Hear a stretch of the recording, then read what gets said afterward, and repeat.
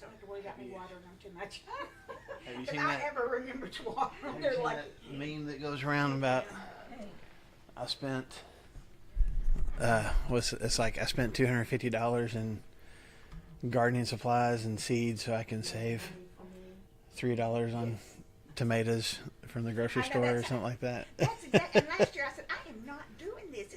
It's work. You've got to water them even after you got to plant them. You got to take care of them. And I said, I can buy tomatoes. Yeah. Did you guess what I got planted?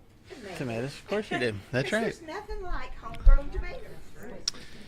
There's a lot of things in my world that are a whole lot better than homegrown tomatoes. Oh no, you don't like tomatoes either? I like everything that tomatoes are in. I don't like tomatoes. Do you So like, like you wouldn't eat bacon, a raw lettuce? tomato? What about a No. bacon, lettuce, and tomato sandwich? Oh no. It's a raw tomato. Sauce, okay. Tomato sauce is fine. Everything tomatoes are in is fine. Raw tomatoes. Don't put a slice of tomato on my sandwich or anything like that. Ugh. No. No. I get my salads without tomatoes. Okay, no. Not egg.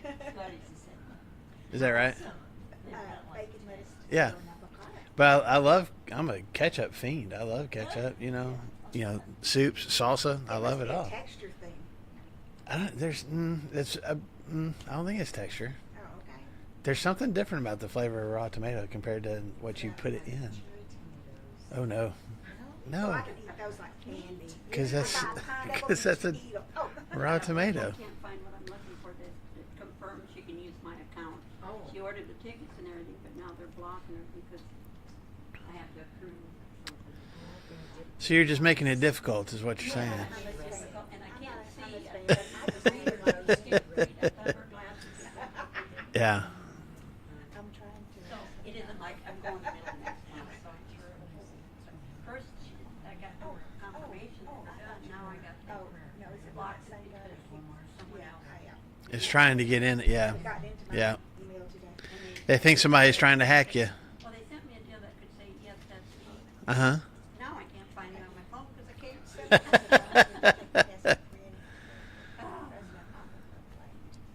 Oh, she was going to do that.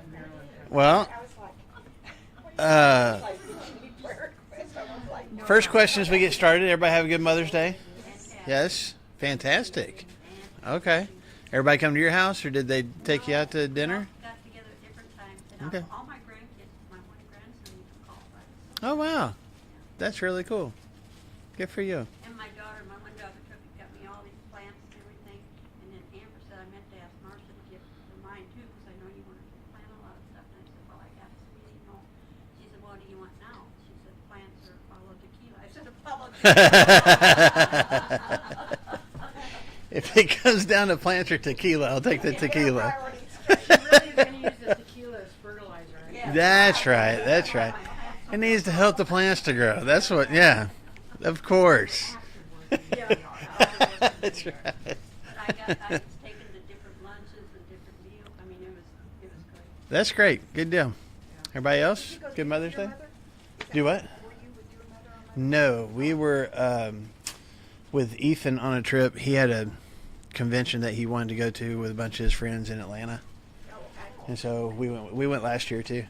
Okay. So- I was going to be with your mother. No, she's on her own. I sent her a card. Well, We that's talked. sweet. That's I mean, sweet. she's already got me. Like, what more does she need? Oh my gosh. Okay, all right. Sister go? To see her? No, No? no. Y'all are just sad excuses for something. I mean, we talked to her. She's fine. She had a good Mother's Day. I don't know. I heard she tried to send you back. Yeah. Well, she did the story as I remember it, or as it has been told, because I was really big when I was born. I was over 10 pounds, and I think I was either 22 and a half or 23 and a half inches. Like I was a big kid. And I've been told that she passed out naturally while she was having me. Like the last thing that she remembers saying is, just get it out and let me die. That was, I'm sure that's exactly how she felt too. That's the kind of love that I was brought into this world with. No, my mom's awesome. She Get out. get it out and let me die. That's right. So I don't think she did. I don't know, but I mean I haven't ever asked, so I can find out. I don't know. That was a while back. So that was still. I don't think my dad was in the room. That was still when they didn't let the dads. I mean, I guess maybe he could have, but you know, this is in the 70s. I don't know if they were letting dads in the delivery room or not. So we had brunch at Melissa's. Okay. Megan cooked. Nice. Yeah, she was so funny because she did make. We had chicken and waffles. Okay. So she made the waffles. Yeah.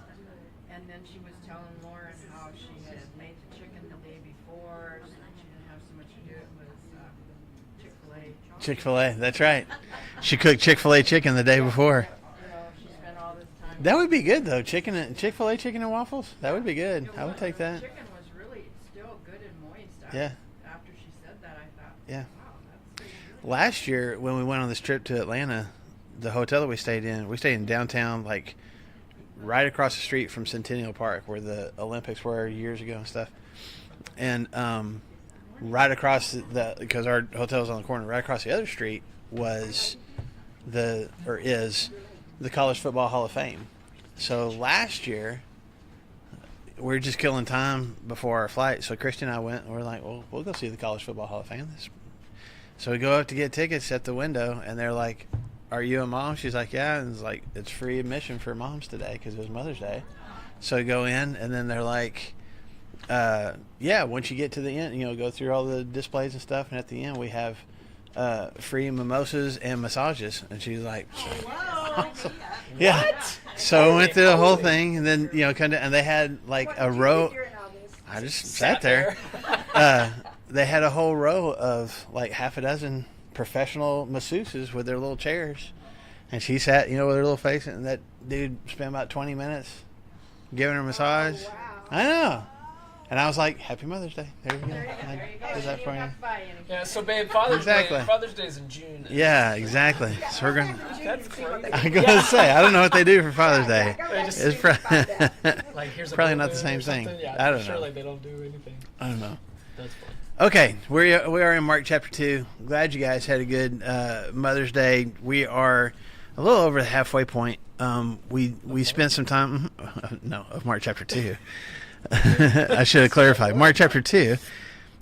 We talked about Jesus having this discussion about fasting last week. He didn't have the conversation last week. Last week we talked about Jesus going to Matthew's house. That was breaking social norms. Then his disciples were questioning about fasting and why he wasn't doing that, why his disciples weren't doing that. So he keeps kind of challenging kind of the status quo and the accepted behavior of Jewish rabbis. So we left off, and we'll go ahead and start off reading it. We left off in verse 21. We finished verse 20. So let's read verse 21 and 22.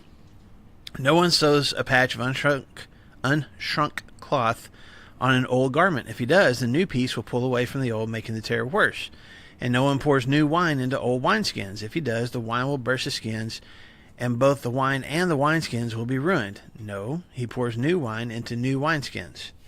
So, two quick analogies here. Now, I just got done talking about Another analogy. there's kind of three in a row here, because he called himself the bridegroom earlier and said, you know, the groomsmen aren't going to fast and not feast while the bridegroom is with them. They're going to enjoy their time with him, because there's going to be a time when he's not with them anymore. And so we talked about how people were probably, like, we can look back now and go, okay, we know what he's talking about. But in the moment, people are like, what? What is? I was talking about fasting. We were just asking about fasting. Now we're talking about wedding ceremonies. Exactly. And so then he immediately follows that up with this, you know, quick little analogy of sewing and wine making, or wine storage, I guess. So the first analogy, he says if you got a piece of cloth and it's got a tear in it, it's got a hole of some kind, what do you not do to that hole? You don't put new material on it, because why? Okay, Have so any of you guys done that before? Like not the parable. I don't but, sew, so this is You know, that's what I was Yeah, wondering. yeah. Before you pre-shrink it. I'm saying if you have a tear, say that happens, what do you do? Has anybody ever experienced that before? I just take a needle and pull it over again. Yeah, It depends on how it tears. Sometimes Okay. you Yeah. need a patch underneath it. But Is you the patch already pre-shrunk and everything too? Like to make sure that doesn't happen? should be. If it's Oh, done. iron-on too. They're just iron-on patches, Yeah. which they wouldn't have had back in this time. Fix the hole. Yeah, Just yeah, It's just something every day. yeah. yeah. But Jesus pointed. I mean, it's just the physics of the thing. If you take a new piece of cloth that, as Mariette said, has not already been washed and dried and had kind of whatever shrinking process would take place, then if you put that on this hole that you've got, it's going to shrink. Well, this other garment has already done all the shrinking that it's going to do. So when that new piece shrinks, what's going to happen? It's going to pull away from. It's going to pull those threads away from it. And now we don't just have the original hole. Jesus says it's going to make it even worse. Yeah. Okay, so nobody does that, and it's back in this time. I'm assuming it would have been common sense. I don't know how much of a seamstress Jesus was, but And they, You've all got your own pairs. they didn't have the Oh, iron yeah. patches. yeah, they didn't have the iron-on patches back And then. they didn't have the iron-on stuff. Jesus couldn't do that. So. But I mean, it'd be common sense, and so people would be like, "Okay, yeah, you're right. You don't do that." And then he follows that right up with talking about wineskins. Now, what are wineskins? They were what made to use wine. They were Yes. skins that held wine. They're kind of like leather, don't you? Yes. So yeah, big leather pouches. I mean, your winemakers would have bigger, either clay pots back in this time, or stone jars kind of things. I don't know that they had any kind of actual wooden Yeah, I don't casts think like they barrels. do, I don't think so. nowadays. But you would A have lot these of them would have been animal skins, maybe. right. So you'd have these bigger containers to hold your bigger supply of wine, but then you would fill wineskins up, especially if you're going to go traveling for a distance. Yeah, and it was just Traveling a, flask. that's right. It's a flask. It'd be a little bit bigger than just a handheld flask. It's Water probably, bottle or something, right? huh? Like a water bottle or something, right? I'm thinking like Probably like the size of like a large purse. Yeah. If that helps with the analogy. So, but it's just an animal skin that would be kind of folded up and sewn together. And so Jesus says you don't put new wine in old wineskins. Why do you not do that? First, when the wine, ferments Ferments. more. and- Okay, as wine starts to age, it ferments, it lets off that gas. What does the gas do? It stretches the material. So, if you have a brand new leather pouch, that makes sense to put the newer wine in it because as it continues to ferment, It's going to do the same. that's going to stretch and give with it. If it has already been stretched to its limit, and then you add more of the fermenting wine to it, it's going to burst and it's going to ruin the wine. Okay, so both of these really good analogies, I guess, On the or at least another they're smart. Like yes, you're exactly right, Jesus. You don't do that. Why does he say these right after he just got done talking about fasting? And in typical Mark fashion, it's like, what about fasting? He's like, well, here's these 3 stories. And then one Sabbath, he was going to the Yeah, and then he greenfield. goes Is it on to the it's next not- story. Yeah, yeah. exactly. I think it's like applying old principles to a new way Mm-hmm. that's come, right? So he's trying to because this is the way things have always been, for the Pharisees and Mm-hmm. Jewish people, that he is a new way. Yeah, and just to repeat for people watching online, that this is a new. It's already been pointed out. This is a new teaching. He teaches with authority, right? He's forgiven the paralytic. That's new. So here he is. He's not fasting. All the rabbis fast, and they have their disciples fast, and he's not. And Jesus is going, yeah, this is a new way of doing things. So I agree with you. What is it about because both these stories are about stretching. Yep. What is it specifically about the stretching that Jesus is getting at here? stretching your mind. Stretching your mind? Say again? Think outside the box. Thinking outside the box. Particularly Yeah. with Jesus, too. Like, Yeah. Jesus is a part of those 2 parables.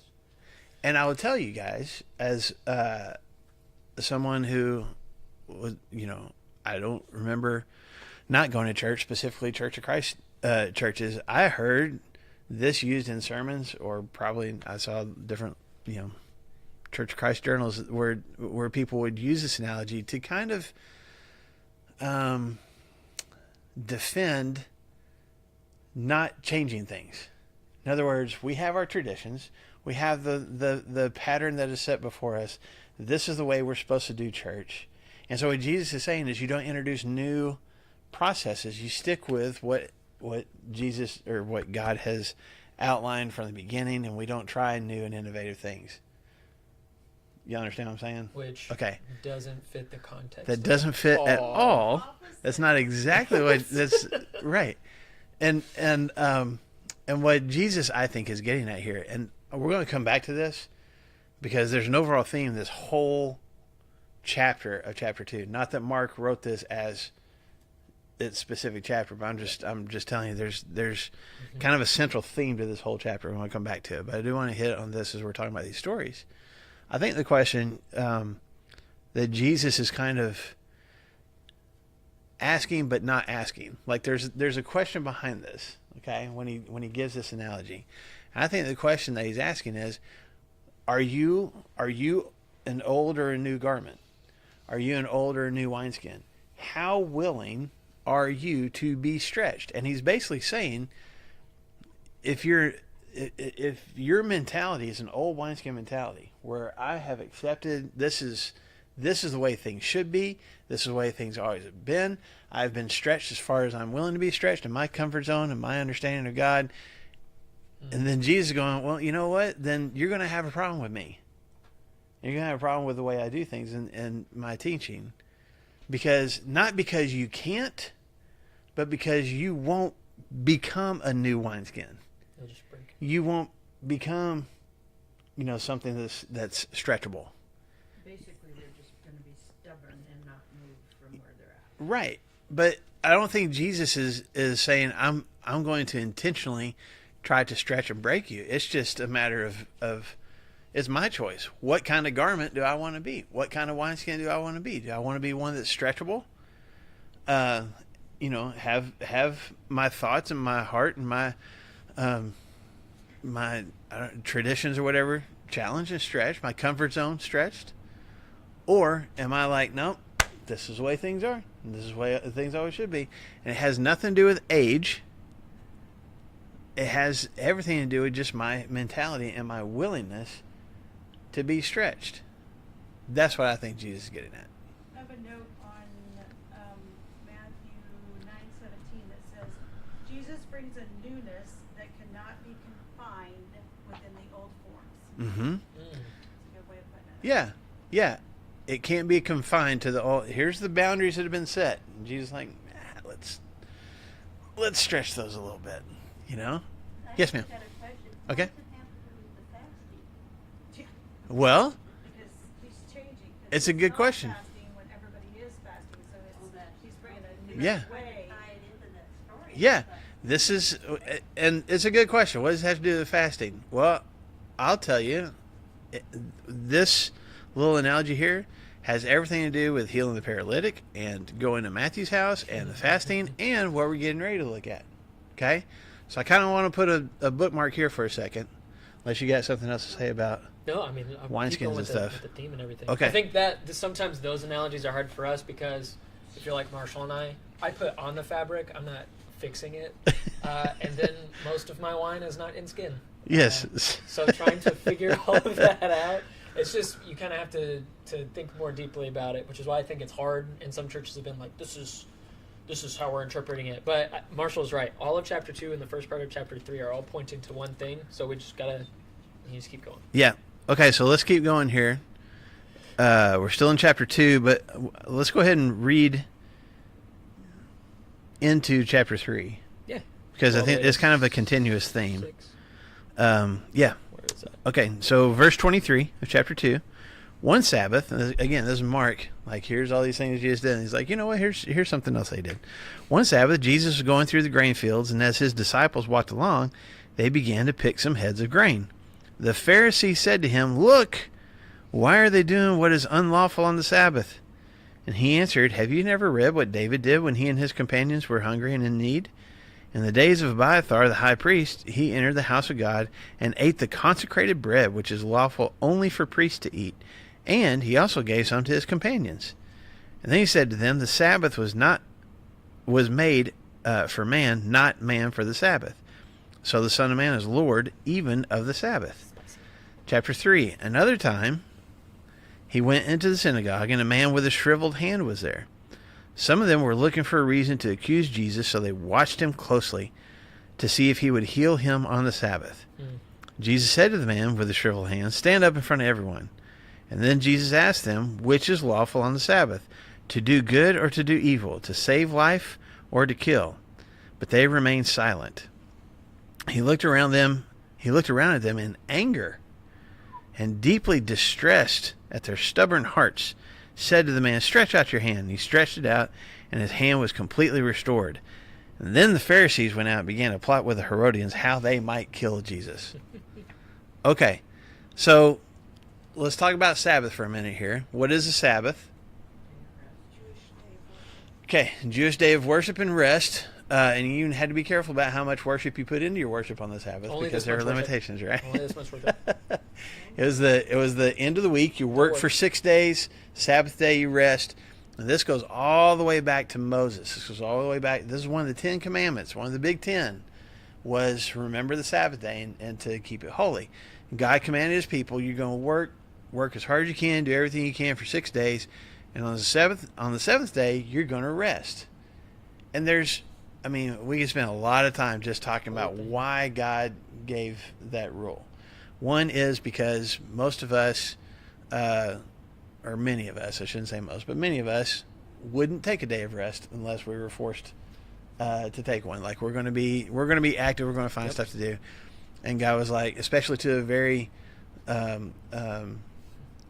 farming and livestock kind of You just work all day, man. community, there is work to do every day. So you had to do stuff all 7 days a week. And God's like, no, we're not going to on the seventh day.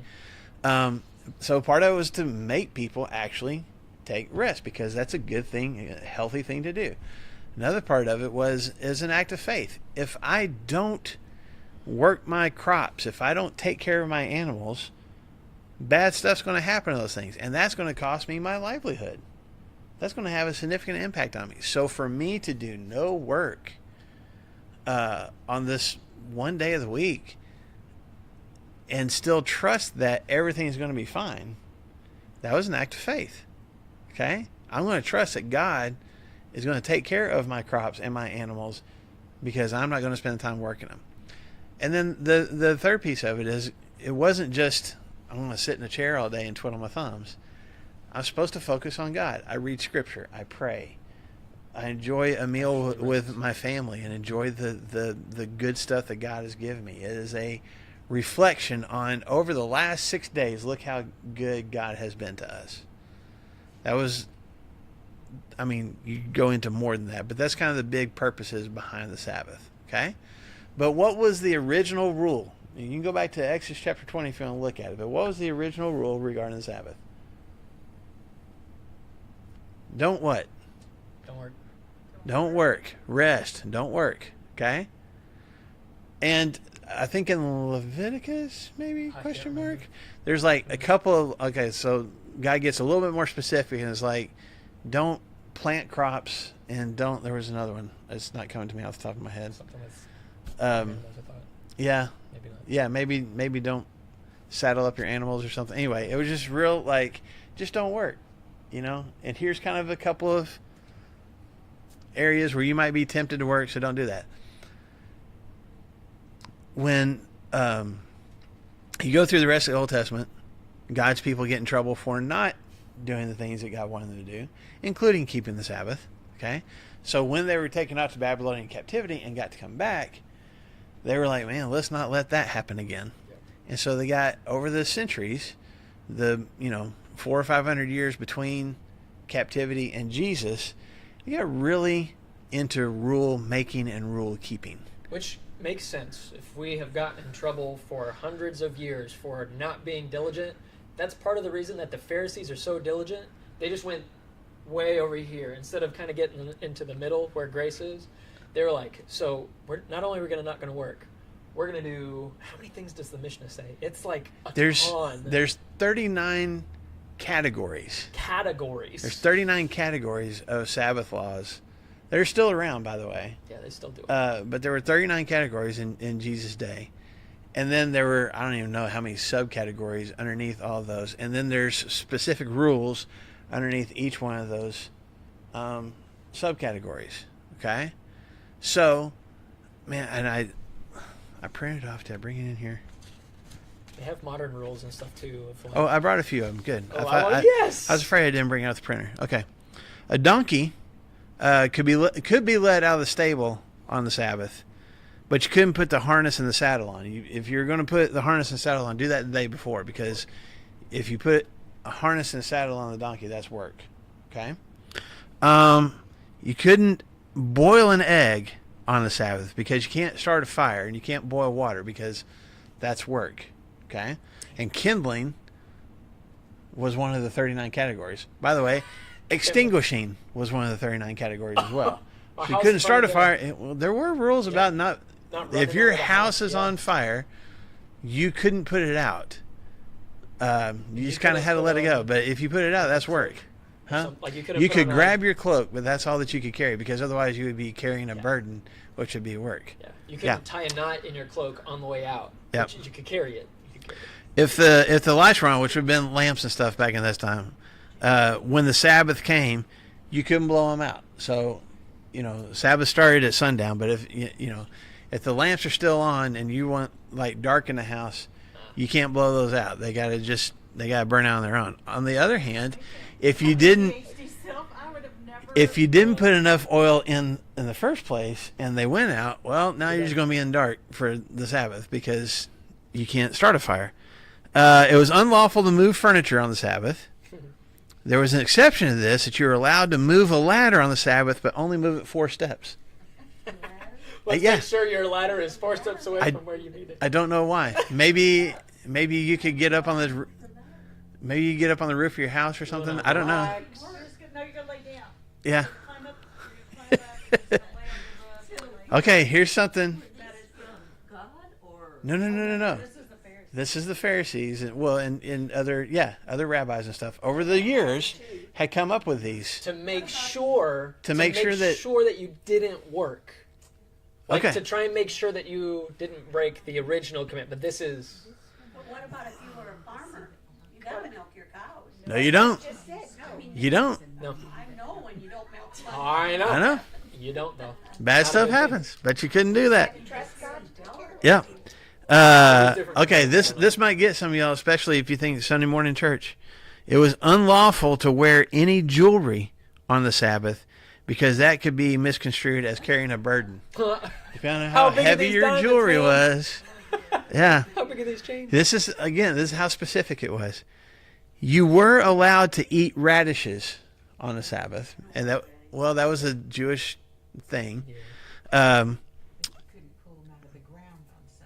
couldn't pull them out of the ground for sure, but you could eat them. But you were warned against dipping them into salt, because you'd have salt on the table, dip the radishes in, and give them a little bit of flavor. Because you might leave them in the salt for too long, and pickle them.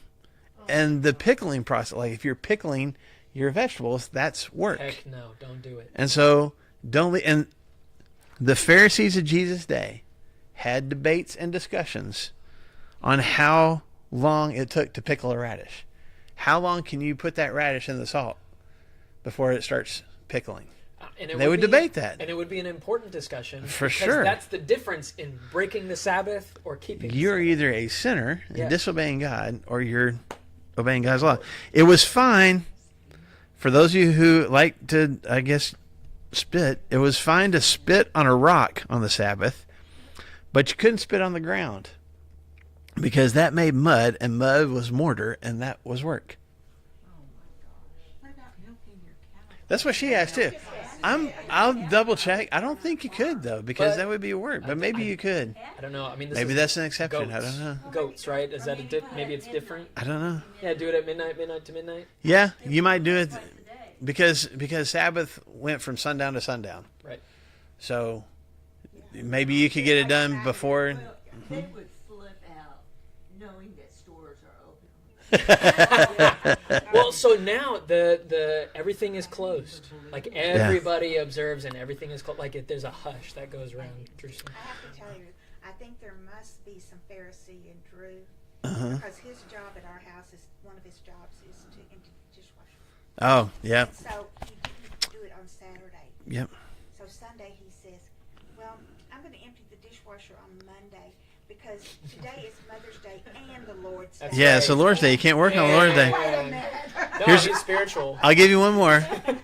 If a woman got mud on her robe, she had to wait until it dried, and then she was permitted to crumple it up in her hands one time, and kind of crush up that dried mud, and then shake it out. But if she did it more than once, now she's working. That's the most. Labor on Sabbath. I mean, that's work. Oh, dude. Trust us. That has to happen. That's true. I don't know. I'm sure I haven't looked it up. I don't know. That's what I'm saying. Like, y'all are asking questions. I don't know. That's how. That's so dumb, she says. That's so dumb. But they would look at it like the religious leaders of Jesus' day would go, "Oh, that's a good question. We need to talk about that." And then they would discuss it for days, months, years, and then they would come up with some kind of a law about it. So, I want to demonstrate that to you guys because I want you to see what the disciples are doing as they're walking through a field, which you were allowed to do. They're reaching over these, grain stalks have full heads of grain on them.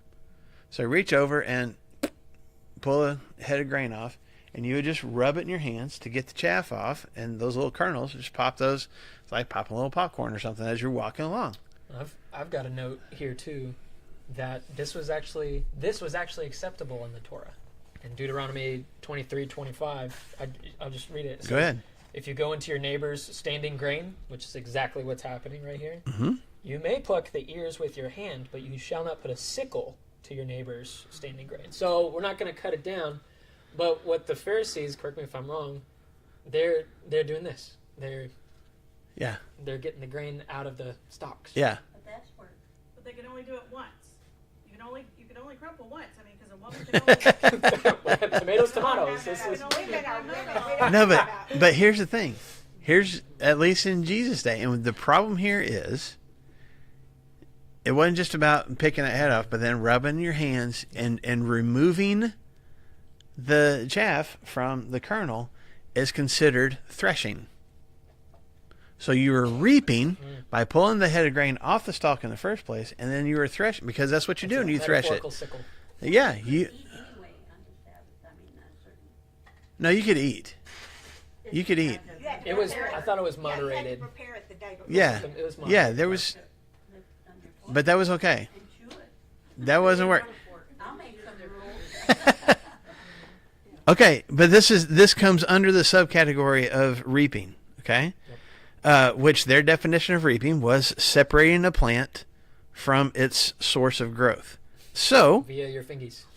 just another rule under that subcategory: you couldn't climb a tree on the Sabbath because you might break a branch, and that would be removing a plant Reaping. from its source.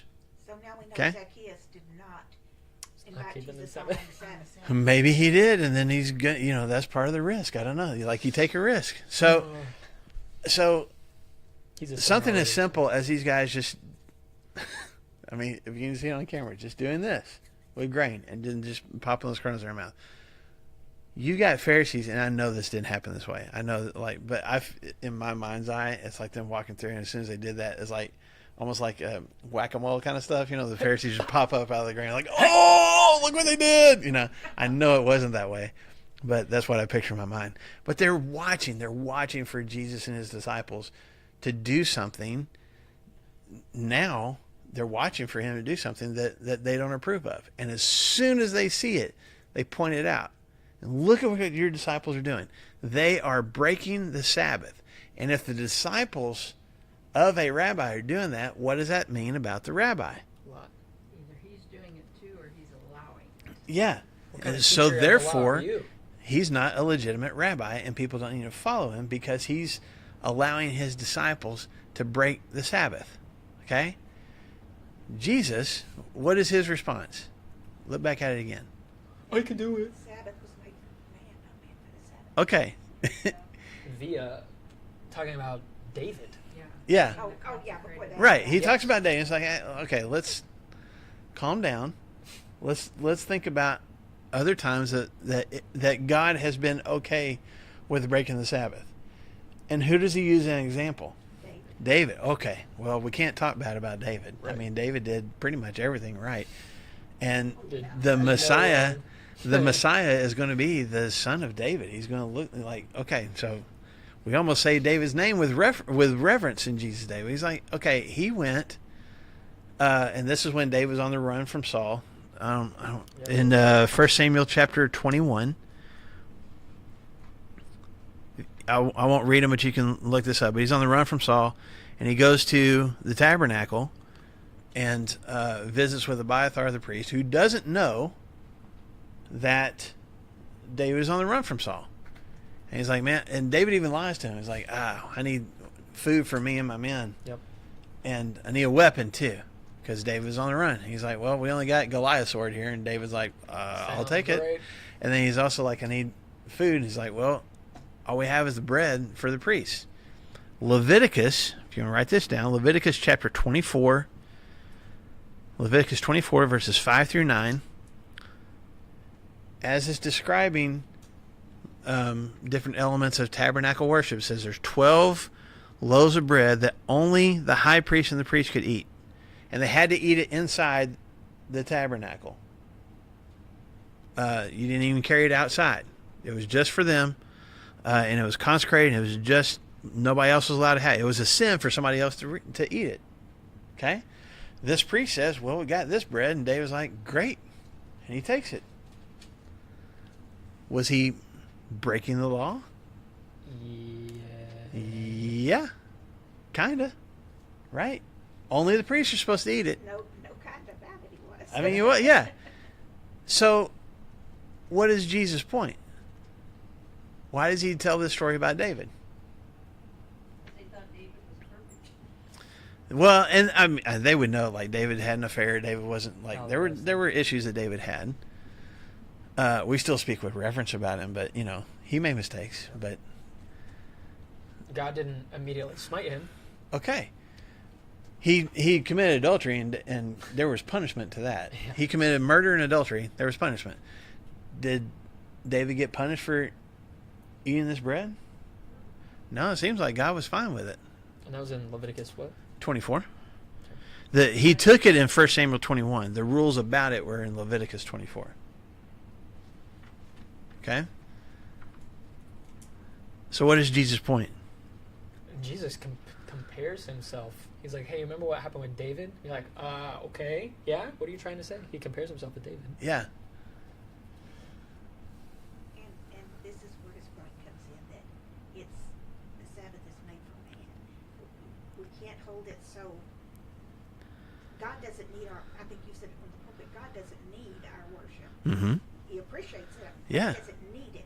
Yeah. It's more for us than it is for him to build our relationship. For sure. God is going to be God whether we worship him or not. Exactly. Okay? Does he want our worship? Yes. Absolutely. Does he have to have it? He'll still be God without it. Did he want people to not work on the Sabbath? Yes. Yeah. Was it for their benefit or for his? Yes. Okay. So God was going to be God whether people obey the Sabbath or not, right? Okay. So two things. One is, in God's whole history of dealing with his people, did he make exceptions to his own rules? Yes. Multiple times. Okay. David's just one example that Jesus gives here. I give you another example when Hezekiah became king. This is in 2 Chronicles something. That's awesome. Um, I want to say 28, but that's not right. That's not right. That's not it. Anyway, Well, Hezekiah becomes king, and the people hadn't been doing the Passover or the required holidays that they were supposed to celebrate, much less a Sabbath, much less really worship of God. They find old copies of the old law, and they're like, oh, look what we should be doing. And so they start trying to, get the temple cleaned up and let's get back on track here. And they have a nationwide observance of the Passover. Well, there was a whole ceremonial cleansing process that you were supposed to go through to be clean to celebrate the Passover. And there's this whole group of the army that didn't do that ahead of time. To do it right. And I'm saying it's Hezekiah. It might be Josiah. Now, I'm questioning myself. Anyway, prays and says, God, please forgive them for not, getting ceremonially clean. And Scripture specifically says God blessed their observance of the Passover. Did they do it right? No. But what was God more concerned with? You guys are making the effort to reconnect with me. Okay? And so I think that's what Jesus is getting at here with his example of David. What was the purpose of the Sabbath? To help people at the end of the week reconnect with God before we start the next week again. We take a week, and we take a day to look back and look at all the things, not just over the last year, over the last week, that God has done in our lives, and we're thankful for that. And we ask him to bless us walking into the next week. Right? That was part of the purpose of it. And Jesus goes, that wasn't for God. That was for you. The Sabbath, man was not made for the Sabbath. Which, if you think about it, you're like, well, yeah, duh. But Jesus has a knack to do this sometimes, like overstating the obvious, right? It wasn't like there was this random holiday called the Sabbath that was already in existence. And then God's like, you know what? I got to have something to observe this Sabbath and participate in it. I'll create human beings. That's ridiculous. And that's why Jesus says it that way. God didn't make people so that they could observe this holiday that God had already established. God established the holiday to be a blessing to the people and to reconnect them to God. So, is Jesus saying, because he does that, right? And so he says, hey, God's made exceptions in the past. The Sabbath is not Lord. Like, we're all human beings, and that's why we're doing it. But then also at the very end, he's like, hey, guess what? Like, yeah. I made that too. Yeah. Yes. The So very it's last like- verse of chapter 2, he says what? The Son of Man is Lord. It's also By the way, I'm Lord of the Sabbath. Okay. I am the Lord over the Sabbath.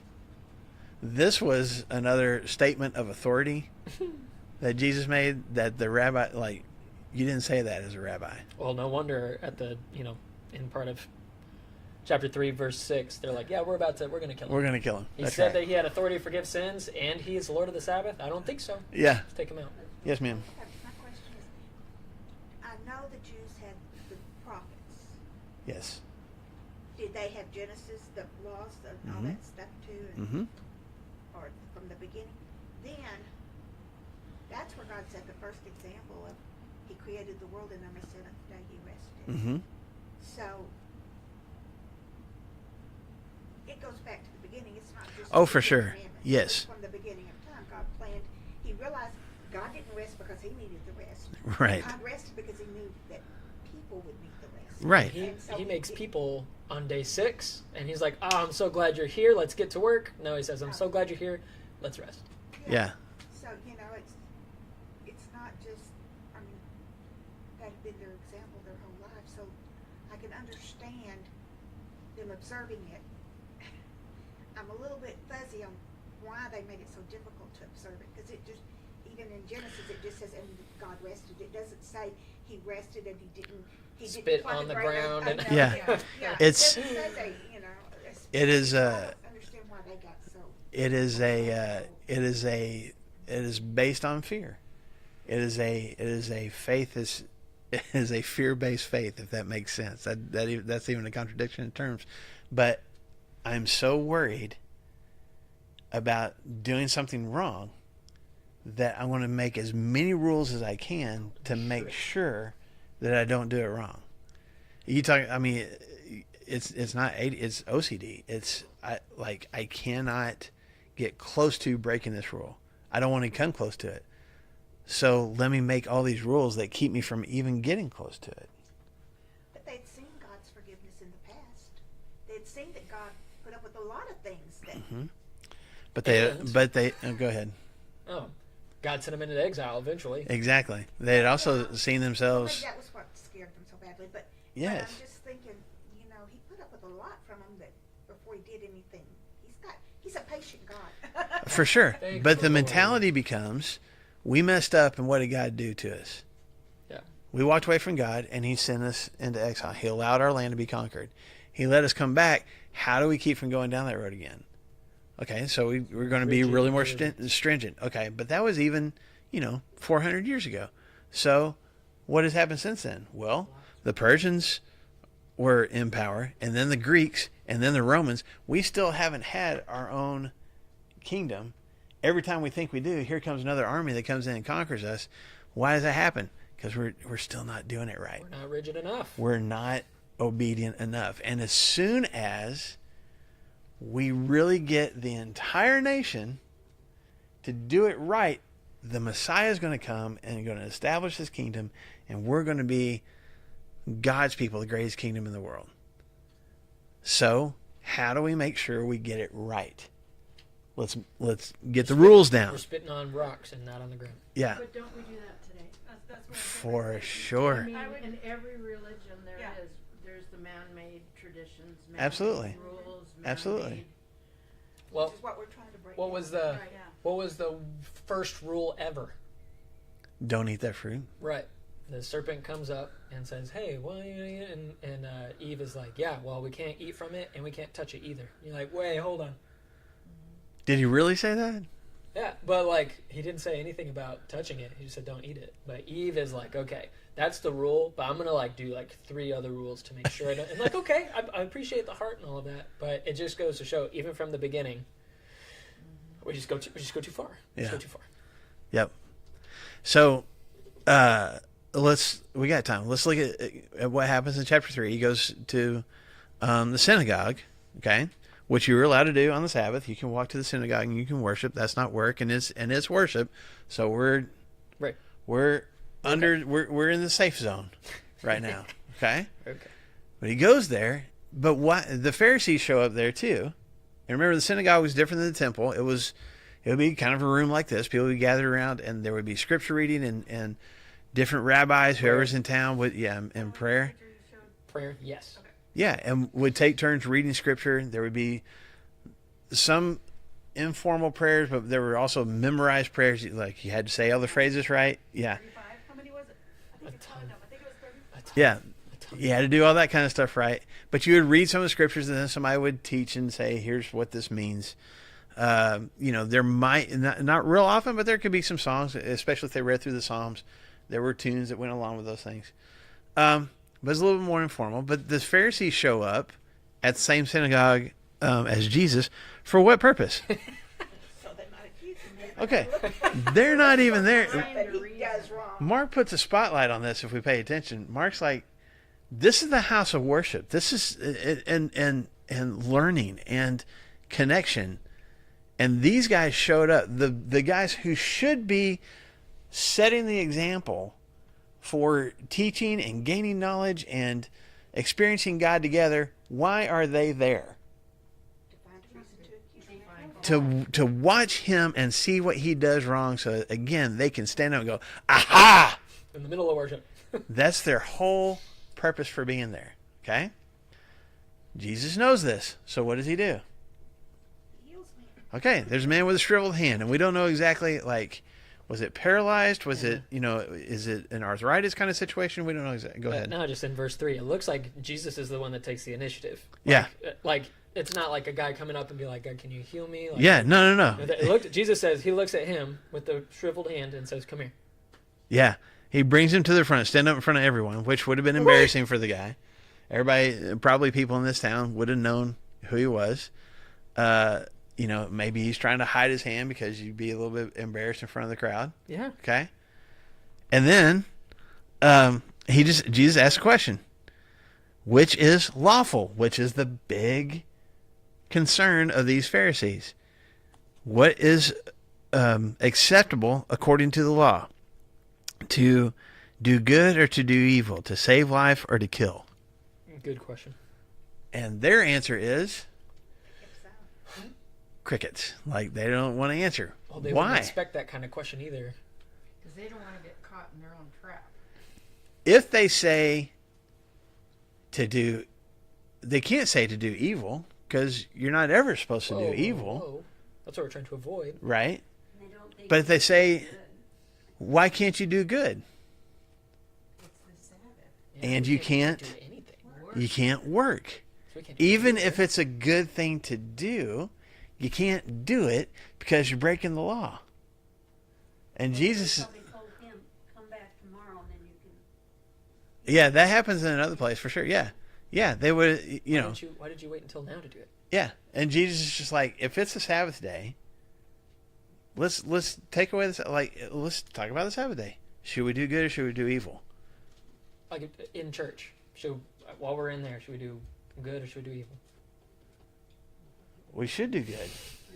But the only thing. if they answer, well, to do good, then he'd be like, well, then why don't we do good? Like, why don't we take action when action is needed? So they can't say that. But they can't say the opposite because that's wrong. So they just don't say anything. I like it. It's like do good or do bad, and he what is it? He qualifies it with: are we going to save a life today, or Yeah. are we going to wreck a life? Yeah, today? And save a life or kill somebody. I have a note that says, Jewish tradition prescribed that aid could only be given the sick on the Sabbath only when their life was threatened. Yeah, So, And his life wasn't right. threatened. His Yeah. cell with her hand. yeah. Can you save a life or yes, you can. Can you? Well, no. So you kill him? Well, no. Yeah, I mean, it's how just this callous whole they back would and have forth. to be like, no, you can't heal this Don't, guy. yeah, What you talking could. about? You probably couldn't do CPR No. because that would be work. So it is. Yeah. It's work. So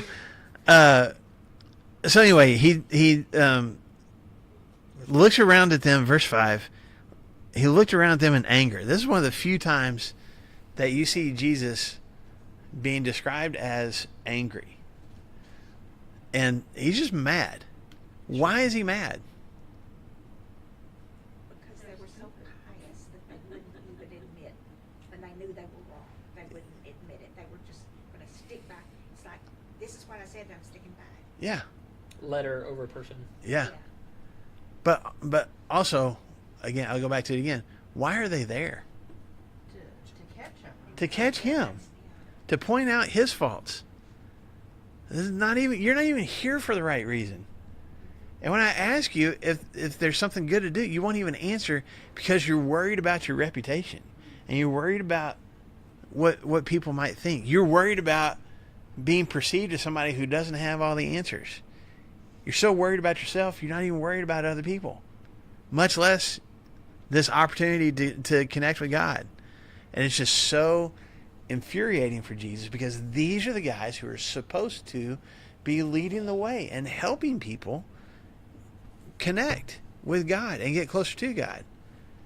And they're, as we'll find out later, Jesus says, yeah, you're pulling people further away. You're leading people away from God. I love his mixture of emotions because I just looked through. I'm sure you have too, like the Greek. So anger, that's like he's angry about it. But grieved. So both those things are occupying the same space. Like he's angry and dude, what? How is this? You guys are the guys. You guys are supposed to be the spiritual guys. So there's anger and there's grief about it, and the hardness of heart. That's the literal word for callous. Yeah. They're not feeling anything. Yes. They become so letter of the law robot-y that they're not even souls in there. They're just calluses. And so he's angry at them for it. He's grieved at the fact that this is how they're and he just sees their callousness. Yeah. Okay, so sudden death of any kind or harm was unlawful on the Sabbath. Right. Which is what it says in verse 6. So Yeah. So they continue they're to do that. breaking the Sabbath as well. But not in Yes. their eyes. They're putting down rebellion. Yeah. Well, they haven't broken the law yet, Right, so right. they're just right now they're just watching. But you're right. When they go out and What? no, yeah. But that's like they continue to get more calloused. Like instead of their hearts softening, which they should have, they continue to get more. In their minds, I don't know because we haven't focused on the healing yet, but in their minds, they would have been justified in figuring out how to kill him because he was a sinner and he was leading people in sinful. He was doing sinful things. So what do? We got to root out the sin. We got to get rid of him. Murder. So we're okay in plotting against him because what he is doing is worse than what we're doing. We're actually doing the right thing. We always justify our own sins by looking at other people, right? That's right. Well, That's right. Superior to anyone. Oh, for sure. For sure. That they're like So the how king, did they they do do- what we say. How did they get people to follow them? Because there was a crowd of people that said, crucify him. Right. How? Well, part of it was these guys, these Pharisees were rabbis themselves. They had been the expert. I mean, they get called experts in the law, right? They were the people that you would go to, kind of like you go to preachers and pastors now for your questions about religious things or life, marriage, family, job. Like you would go to these rabbis, and they would travel around to different towns and just be there to answer questions. So they were considered to be experts. Jesus, we're still in this part of Jesus' ministry early on where he's, I won't say just another rabbi, but he kind of like he's a new rabbi, up and coming. and he's got followers, but so do some of these other guys. They have followers too, and it's just what you did back in this culture. You just had people that were convinced with all the with all the rigorous vetting process and years of apprenticeship as a disciple that you would go through before becoming a rabbi. You did have a lot of answers. You did have a lot of wisdom to share with people. Okay? And Jesus, I don't ever think that Jesus is, it's not, I don't think Jesus looks at his opponents ever thinking these guys are idiots. It's not for a lack of knowledge. It's It's a hard thing. it is a hard thing, and it's a misuse of the knowledge that they have, and that's what he gets angry about. That's why he get I think you're right. It's a interesting mix of both anger and I'm so sad that you guys are at this point. I'm grieved that you think this way and that you're leading people down this path. There's an anger and a sadness both together. So real quick, because we're going to run out of time, what does he tell this man to do? Okay, is stretching out your hand work? Yeah, could he do that? He could stretch out his hand. Now, you can't necessarily grab a hold of something because that might be work, but can you just go? That's okay. Yeah, that's not work, right? And he stretches out his hand, and what's happened to his hand? Totally healed. Did Jesus work? Yeah, what did he do? Well, they didn't see him. They didn't do physically see him. The magic trick behind the scenes though had to have been work. Surely. Jesus just, this is even more so than, well, I guess it's kind of like the paralyzed man because he, the forgiveness and he's stand up and walk. He's still just talking to him. And he just had the power to do so. It's the same thing with this guy. It's not like we see Jesus heal blind people sometimes and make mud and rub it on the eyes, or there's Touch him, give him a hug. with healing the lepers, touching him or whatever. This, he just tells the guy to stick his hand out. This hand that he probably hasn't been able to stretch out for who knows how long, because of this paralysis or the shriveledness of it or whatever. And now he stretches out his hand and is completely healed. And they don't know how he did it. And it had to have been work, but we can't prove it. And it's just so frustrating for them. He did. They went out to plot to kill him. Yes. We have to kill this guy because not only does he do the things that stretch us, we don't know how he does it. And if they stood up and like, aha, you worked on the Sabbath, he would be like, well, when? What? How did I work? You know? Or other people would say that. He didn't work. He just told the guy to stretch his hand out. It wasn't work. And it wasn't work for Jesus. That wasn't a lot of effort. He had that power. Okay. So here's the whole thing of chapter 2 and here at the beginning of chapter 3. What is Mark trying to get across to us about Jesus? The healing of the paralytic, Jesus calling Levi, the questions about fasting, Jesus is Lord of the Sabbath, and healing a withered hand. To have a new mindset. Yeah. Look at things differently. Have a new mindset. Look at things differently. What were the two things that he talked about in the middle of this chapter? The analogies that he made that we talked about at the beginning of class this morning. Yeah, cloth and wineskins. Okay? And I think that is planted smack dab in the middle of examples of both. Okay? Which one are you willing to be? How much stretching did it take for those guys to go out of their way, dig a hole through the roof, and lower their buddy down for Jesus to heal him? How stretching was it for the guy to accept forgiveness from Jesus, much less pick up his mat and walk? How much did it push the boundaries of the social norms for Jesus to show up at the tax collector's house and eat with the sinners? How big a deal was it for him not to fast? We're supposed to fast. That's what you do. You fast. Yeah, we're not going to right now. And we're going to pick heads of grain when we're hungry because God has blessed us with the opportunity to pick heads of grain and snack on them when we're hungry. And I'm going to heal somebody because it's the right thing to do, not because it doesn't. Yeah, and it doesn't fit within the social norms. And everything around this chapter, all of chapter 2 and this first part of chapter 3, is Mark going, like we talked about at the very beginning. Mark's going, okay, Jesus is the Messiah. Now, do you think that Jesus is a Messiah? And here's Mark going, look at all these examples of what Jesus did. And the question is, are you an old or a new wineskin?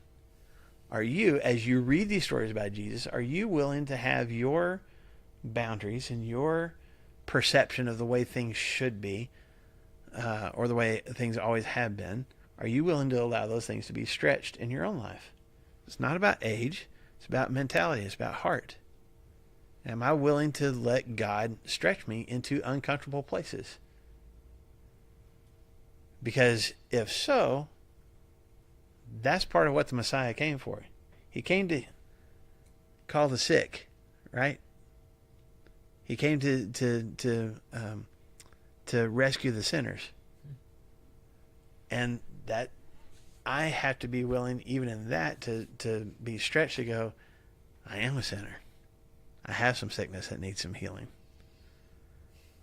I'm going to keep talking in circles, so anything else you want to add to that?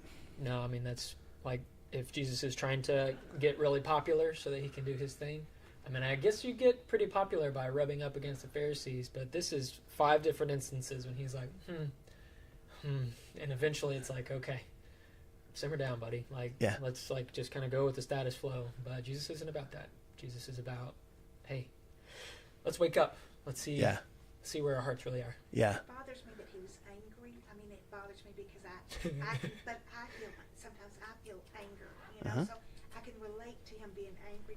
What really hurts me is to read that he was grieved after all he did for mankind. That's the part that gets me every time. Where it says, and he was grieved.